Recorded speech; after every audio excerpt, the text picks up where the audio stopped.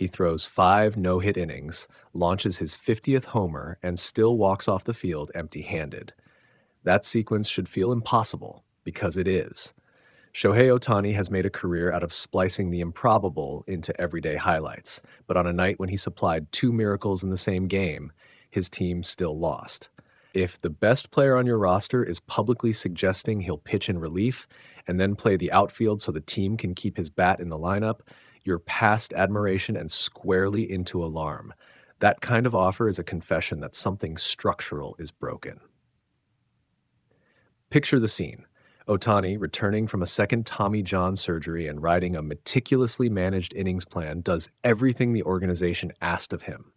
He follows the plan, he shoulders the risk. 5 measured, no-hit innings. Then he walks to the plate and crushes a dramatic 2-run homer in the 8th that gives the Dodgers life. For most players, that's a career night. For him, it was an obligation fulfilled. The crowd explodes, highlights circulate, and then the bullpen explodes.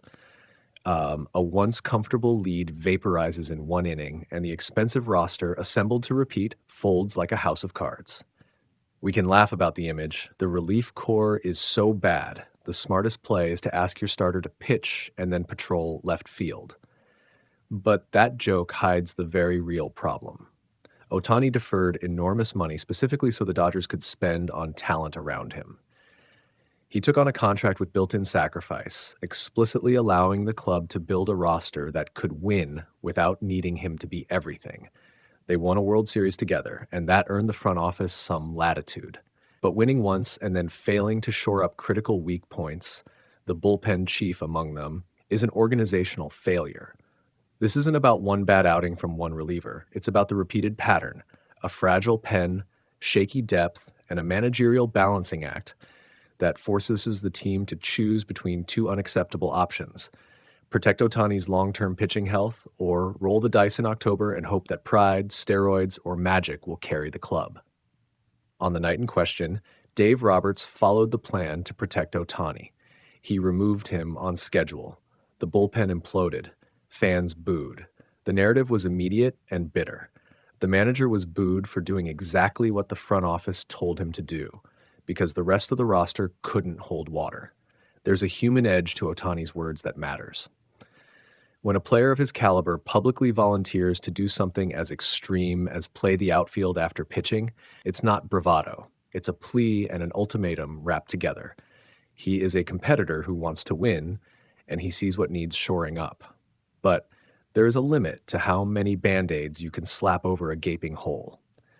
Asking a player to put his body on the line in a way that risks future health, especially after 2 Tommy John surgeries, shifts the conversation from heroics to responsibility. No player should have to choose between his physical future and his team's immediate fortunes.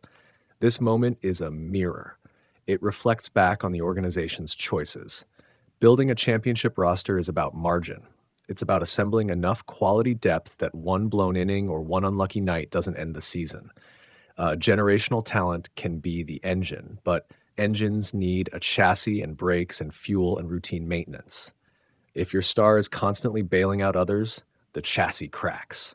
The social contract that turned Ohtani's deferred salary into a bet on the front office's competence begins to fray when the compensation is met with improvisational heroics instead of sustainable support. There's also a moral calculus. Protecting a player's future isn't a cold accounting trick. It's a duty. Pitchers in particular face cumulative trauma. Every inning adds wear, and every relief appearance after a start multiplies the risk. The Dodgers' obligation wasn't simply to maximize current wins. It was to manage risk in a way that preserved the player who altered the franchise's trajectory. When an athlete offers to be both reliever and outfielder so the team can keep his bat and arm on the field, it's a sign that the organization must answer the question: do we build for repeat championships, or do we keep asking one man to prop up the whole enterprise? The optics here sting too. For a team with the highest payroll in baseball, not good enough is unforgivable. The fan base expects a roster that can absorb shock. The front office deserves credit for winning last year, but building a repeat contender demands follow-through. Grading an off-season or 2 on a single ring overlooks the responsibility to sustain. Ohtani's willingness to do anything to win, admirable on its face, shouldn't become a substitute for strategic competence. This isn't a call to villainize individual players or to scapegoat a manager trying to thread a needle. The higher stakes issue is whether an organization can match its financial muscle with the operational acumen needed to protect its investment, both human and monetary. It's about recruiting and retaining relievers who can handle October pressure, about depth pieces who can soak innings, and about strategic decisions that align day-to-day choices with long-term player health. There's a softer but crucial point too. A superstar's willingness to improvise is an asset, but it should never be a requirement. The question the Dodgers must answer is not whether Ohtani will play the outfield or pitch in relief. The question is whether management will stop relying on the sacrificial willingness of one human being and instead construct a team that allows that human to keep performing at elite levels without repeatedly being asked to absorb catastrophic risk. Shohei Ohtani can do jaw-dropping, impossible things. He can throw gas, hit tape measure homers, and play both halves of the game at an elite level. But greatness isn't sustainable without wise stewardship. The real measure of a franchise's courage and competence is not how many times it dares its star to save them, but whether it builds a roster that never musters the need to ask. The Dodgers can fix this. They have the resources. What matters now is whether they will choose the harder, correct path. Stop forcing a generational player to be a perpetual stopgap and start building a team that lets him be the luxury he signed up to be. He threw 5 no-hit innings, blasted his 50th homer in the 8th, and the Dodgers still lost. That's the frame for this one. Shohei Ohtani doing everything a superstar can, pitching like an ace, hitting like a slugger, and still being asked to carry a roster that has quietly collapsed around him. This season was supposed to be different. Ohtani deferred a chunk of his massive contract so the Dodgers could build a title machine around him. Instead, the bullpen has been a nightly liability, the roster construction feels scattershot, and Ohtani is publicly volunteering to help in ways he shouldn't have to.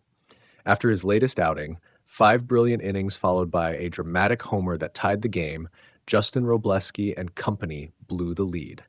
Blake Trinan's late meltdown sealed the loss.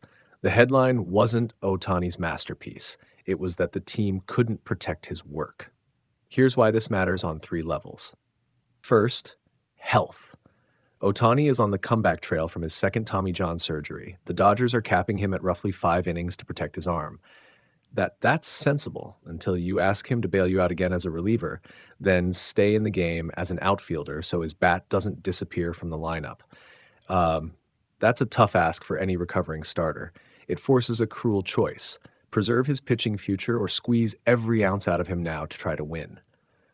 Second, roster construction. The Dodgers paid top dollar to become title favorites, and yet the bullpen frequently ranks as one of the worst parts of the roster.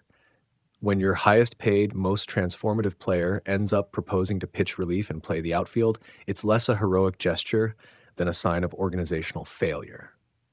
The club had the chance to surround Ohtani with reliable depth. Instead, they're juggling patchwork relief pieces and nightly crises. Third, optics and trust. Ohtani structured his contract so the Dodgers could spend to win. Fans, and more importantly Shohei, expected investment back. When a player publicly hints he'll play the outfield just to keep his bat in the lineup, it reads as frustration, not flexibility. That's not the vibe a franchise wants with October approaching. Bottom line, Ohtani asking to pitch in relief and even play in the outfield is a red flag, not a clever marketing line. It says the Dodgers have failed to build the kind of roster that lets a two-way generational talent be, well, a generational talent. They can either double down on protecting him for the long term or keep squeezing him until the postseason arrives, and one of those choices will likely cost them more than a single loss. Like, if you think the Dodgers need to stop burning Shohei out, comment how you'd fix this roster and subscribe for ongoing coverage. Final line. When your best player offers to do the impossible, that's not heroism. It's a call for the front office to stop failing him.